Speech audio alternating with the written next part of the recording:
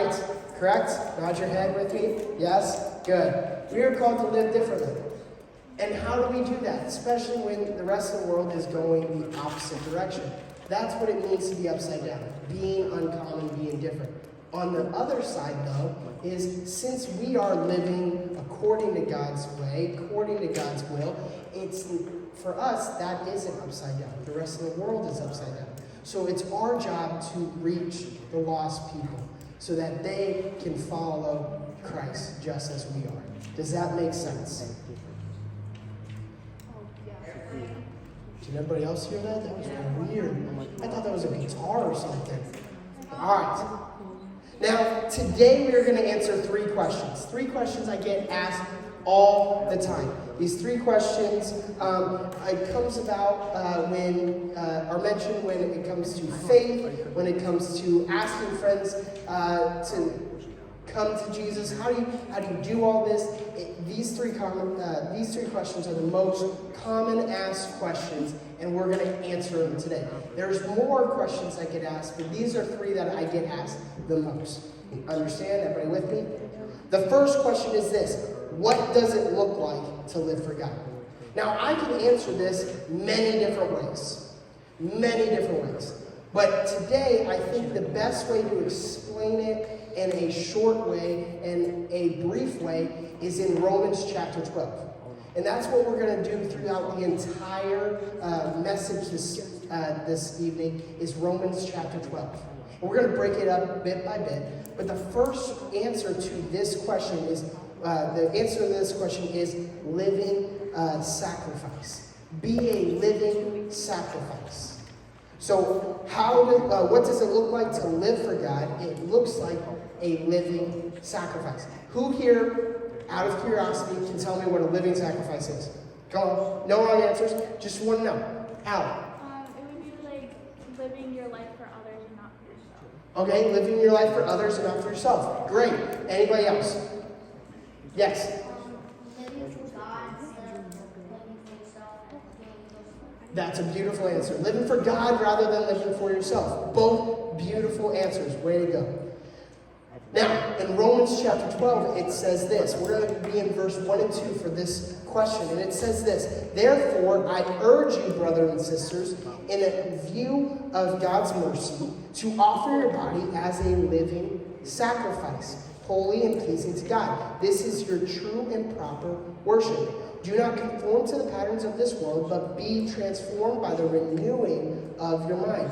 Then you will be able to test and approve what God's will is, his good, pleasing, and perfect will.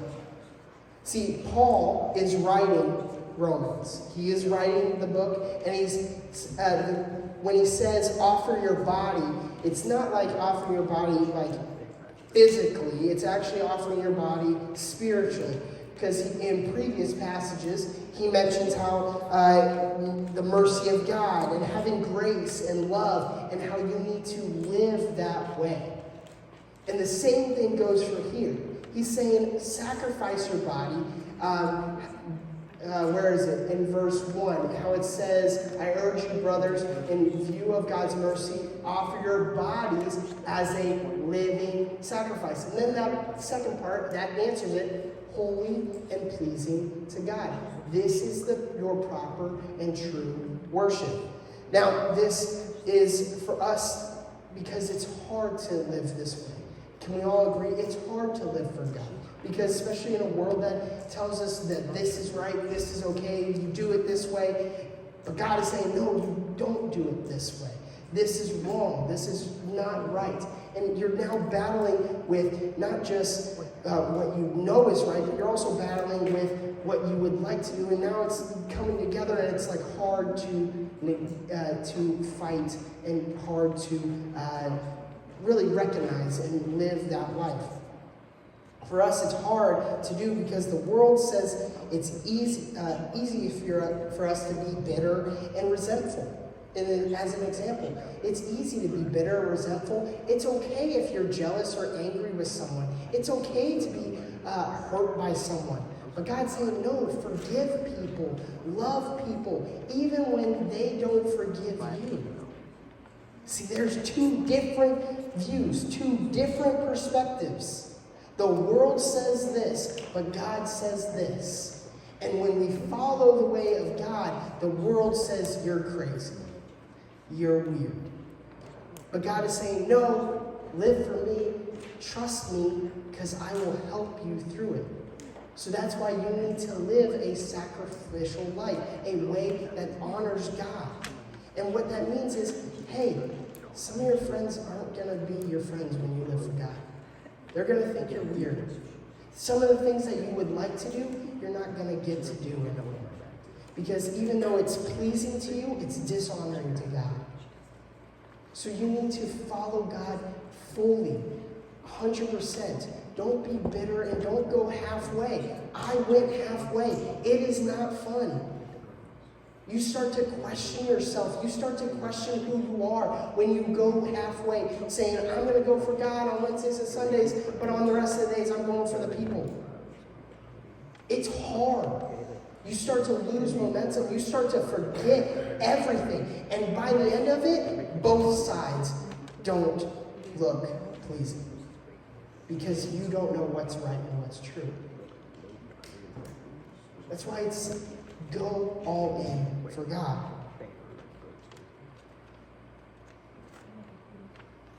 When you live for God, you change your way of thinking. Which will happen when you grow in your relationship with God. That's why I have you pray weekly. That's why we do those type of things, because I want you to build that relationship with God. Once you build that relationship with God, your thinking and your acting changes. It says this in verse 2, do not conform to the patterns of this world, but be transformed by the renewing of your mind. When you change the way you think, you start changing how you do things through your actions and when your heart changes. Because your heart's the most powerful thing that you can have. You need to protect it. But your mind is the most dangerous thing you have. Whatever's on your mind, that can influence you. So your mind needs to be transformed to honoring God. Does that make sense? So if your heart and your mind are in the same place with God, there's nothing that's going to stop you. And then it says this, then you will be able to test and approve what God's will is, his good, pleasing, and perfect will. Once your heart and mind are on the right track, honoring God, everything that comes before you also will honor God. Because you know what God has for you. You know God's plan. You know God's purpose. You have a relationship with God. So now, whenever everything comes in front of you, you're like, oh, this is okay. We should do it. God, this is good, right? Okay, yes? Cool. No, we can definitely not do that. And it's easier to move on. So start preparing today. I want you to go home, read your Bible, pray. It's not a thing that we just say to do. It's something you need to do daily.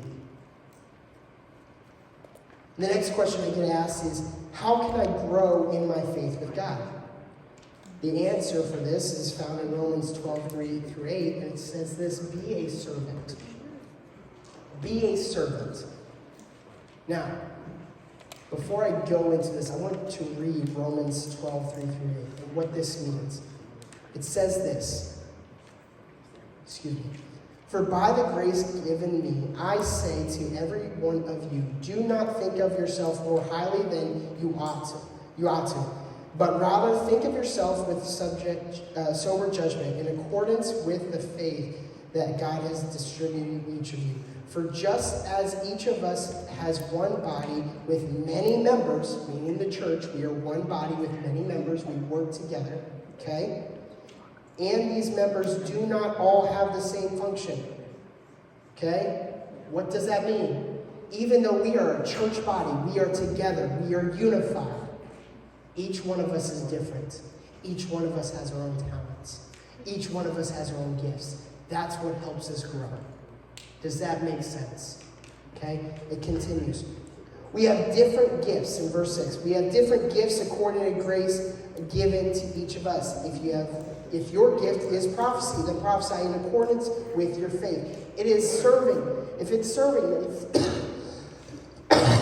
excuse me. If it's serving, then serve. If it's teaching, then teach. If it is to encourage, then give encouragement. If it is giving, then give generously. If it is to lead, do it diligently. If it is to show mercy, do it cheerfully. He gives examples of what each of us have as gifts. And I want to say this, each one of you has a talent that God has given you. Some of you are very artistic and are very good at drawing, very good at photography, very good at different things. Some of you are very athletic and are good at sports. Some of you are very cheerful and happy and are always good at greeting. All of you have a gift, okay? Now, what am I trying to say? This is not me saying, well, you have a gift, you should use it for church. This is not me saying that. Yes, you should use it for church. But don't just limit it to church. All of you, from what I know, and I've built relationships with all of you are kind, caring people. Even though some of you kind of do it in a different way than others, I know your heart. I know your intention. I know some of you are great. Jordan, stop. Jordan, but no, I truly mean that. All of you, even you, are very people. Thank you. Refresh. All of you are people that care for God and care for people. I see it. Now show it.